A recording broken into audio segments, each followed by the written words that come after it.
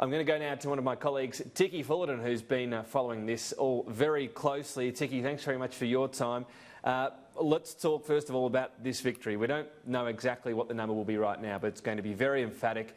And Labor MPs, quite a few of them, did not take long to disown Jeremy Corbyn. Look, I think that's right, and I think as far as business is concerned, I mean, that was the huge fear, a Corbynista-type government with this massive spending that Jeremy Corbyn had planned, and indeed, you know, the possibility of renationalising. It really was a concern. Very, very different policy from traditional mainstream Labour, and you saw, as soon as those exit polls came out earlier today, you saw the pound jump over 2% against the US dollar, and it was just that huge wave of sort of relief and confidence about Britain that was put to one side. Look, I think, though, there's been a lot of talk about it's not so much Boris Johnson who's won this, it's Jeremy Corbyn who's lost it. I would really take issue with that line. I think one of the most powerful things that Boris Johnson did, which his predecessor Theresa May couldn't come close at doing, was that he was absolutely one-eyed with this clear message: get Brexit done. And that has cut through, and it's cut through into Labour. And Jeremy Corbyn did dither on that. But that wasn't why people are saying, oh no, you know, people have left Jeremy Corbyn. The issue is that it was won with this clear message, I think. Yeah, perhaps as well, people knew that Boris Johnson really wanted Brexit from the get-go. We know we were going to go to Nicola Sturgeon. She was just speaking on B-Sky. I think she's not there anymore. So we'll come back in a moment and hear what she had to say. That's one of the other subplots, of course, to all of this, Ticky, that while it's a thumping majority for Boris Johnson, Nicola Sturgeon will be arguing her own mandate for the Scottish National Party, that she wants to give them another say. Well, now we've got this new landscape where Brexit is happening. What does Scotland want to do? Look, it's a very interesting question, and I've read that actually Ruth Davidson, who is a former head of the Scottish Conservatives, was getting ready to go skinny dipping in Loch Ness if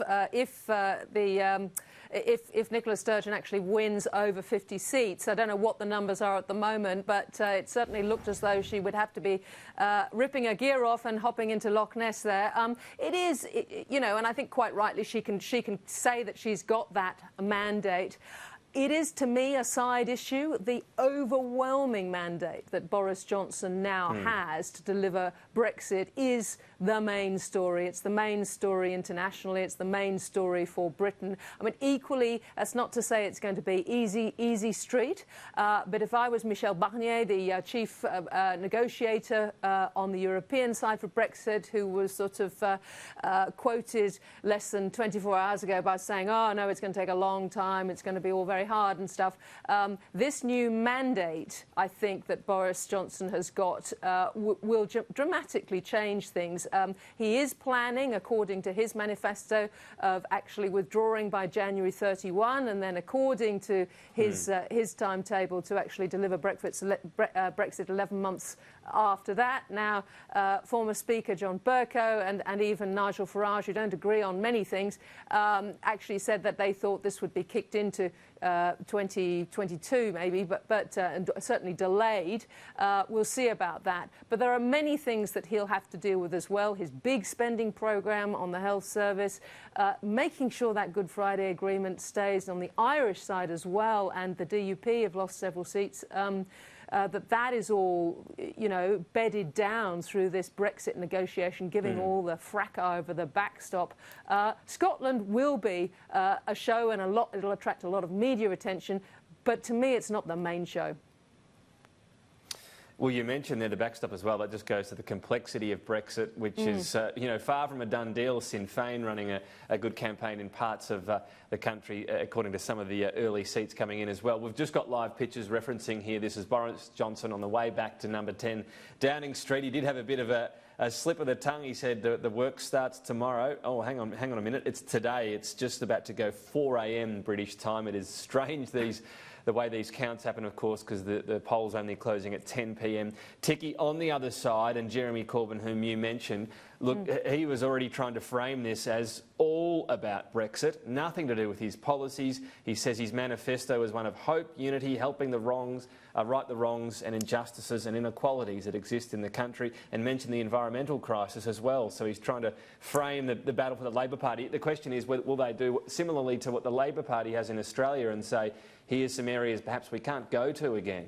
So, ironically, and there he is saying it was all about Brexit. I think he's right. I think in the end this election really was overwhelmingly about Brexit. The fear was that had he won, things would have been not all about Brexit. Things would have been precisely around those sorts of policies that you've just listed out there. Interestingly, in his concession speech there, he said he wasn't going to step down immediately. He wouldn't be leading Labour to the next election, but just how long he'll be around and how influential he'll be on policy making, and whether he will be allowed, given the quantity of the loss, to be very influential. I think are really interesting questions. I'd be surprised if Labour sticks with a lot of the leftist policies. I'd be very surprised. On the other hand, it's a very tricky situation for Labour, given they don't really know where Boris Johnson might be going. Boris Johnson obviously has had a big spending spree in the campaign in terms of promises. Where is he going to be beyond Brexit? Just one of the questions there, Ticky Fullerton. Thank you for your insights.